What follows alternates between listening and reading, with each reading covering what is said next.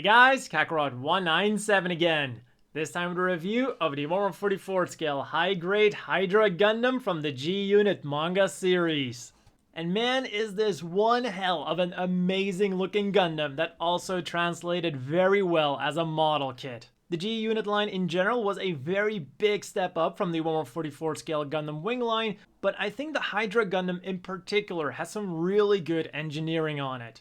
The head honestly looks amazing, and the only reason you might not think so when looking at the picture is because it is covered by a sticker that isn't really the best. The horns on the sides also have stickers, but not the one in the middle. That is an actual piece. Then for more stickers, we have some white ones on the chest, some gray and red ones on the things on the back, and gold ones for the vents on the giant side skirt armor. And with all of those, we get a pretty color accurate machine. The only painting you still have to do is on top of the feet, although I would recommend painting the parts we get stickers for as well, because the stickers aren't always the best. The stickers that are pretty awesome though are the clear marking stickers that we're getting. We get the sign for the Hydra Gundam, and then we just get a bunch of generic warning stickers as well.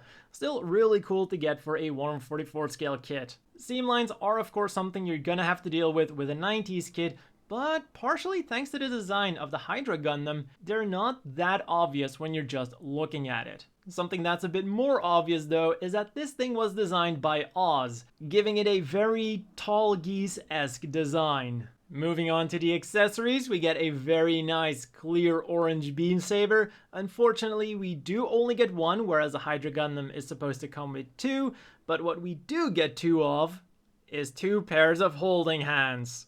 Then the other accessory that they hold on to very well is the shield. Simply remove it from the shoulder, then there's a handle here, simply slide it into the hand, and there you go. Hold on to it very well. Then for ranged weaponry, we get the Buster Cannon that is mounted onto the right shoulder. Have a handle that simply pops out. And in order to hold on to it, we get two dedicated trigger finger hands. One funny thing is that the color of the holding hands is slightly different from the color of all of the other hands. But putting that aside, those dedicated trigger finger hands do an amazing job of holding on to the Buster Cannon. And talking about hands, we also get two open palm hands for even more freedom when posing. And with his shoulders now freed up, you get access to his final weapon, the shoulder claws. Simply slide them out, then flip this around to reveal another beam rifle. So these are actually quite articulated, and you can put them in some pretty cool poses. So we have a hinge and a turner there, we have another hinge and turning joint there, and another hinge and turning joint there. And what would a G-Unit be without an unnecessary transformation?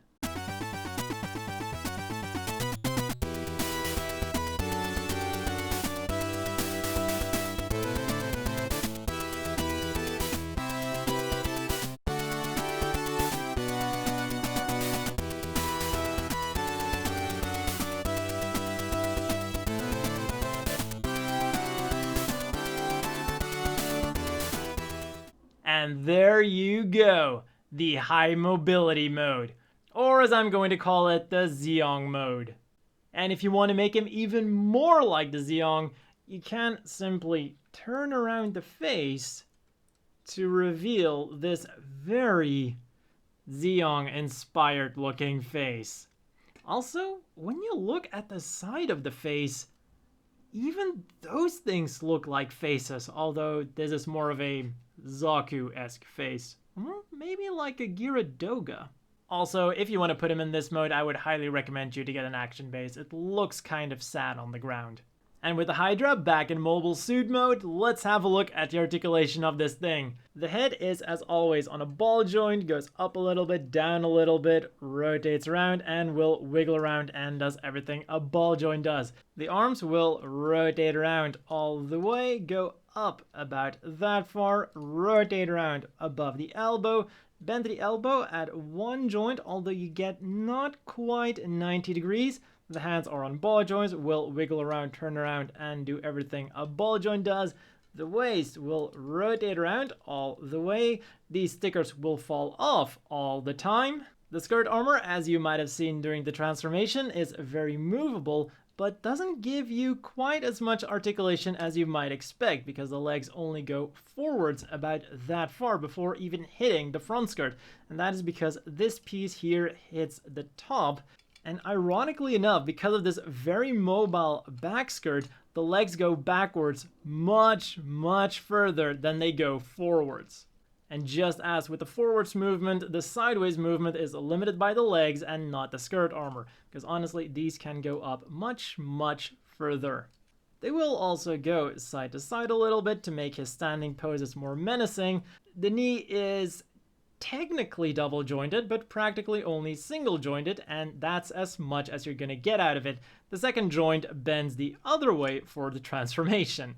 Then the feet are what they are, go forwards nicely, backwards nicely, we'll go side to side and rotate around on that ball joint. So overall, when it comes to the articulation, you're mostly buying the Hydra Gundam because it looks cool. And thank God that it has a cool standing pose. As always, the inevitable question is, do you want to buy this? And well, if you're a fan of G-Unit or of the Hydra Gundam in general, I would say go for it. For 1,000 yen, it might be the most expensive G-Unit model kit along with the Gundam Greeb, but I would say that it's also the best one, or at least in terms of looks. Even as a straight build, it looks pretty damn sweet, unlike many of the other 90s 1/44 scale kits. And at the pace that Bandai is releasing new Gundam Wing model kits, it'll probably be quite a while until this machine gets a modern kit. So until that time, I would say that this is a perfectly acceptable replacement. Then for some size comparisons, first of all, here it is next to two other really good G-Unit machines, the Elo Booster and the Asclepius. If you're gonna get yourself a G-Unit machine, let it be one of these three. Then here he is next to some less good machines, the old Heavy Arms and the old Sandrock. Like I said, the G-Unit model kit line was a big step up from the 1/44 scale Gundam Wing line. Then next to some modern Gundam Wing units, the Wing Gundam and the Sandrock Gundam. And finally, here he is next to the standard size Gym Custom and the always bulky Zaku 3. And it's not often that a machine challenges the Zaku 3 in terms of bulkiness, especially not a mobile suit from Gundam Wing. And that's all for this review. As always, a big thank you to the Patreon supporters. I hope you all have a great day, and I will see you all next time.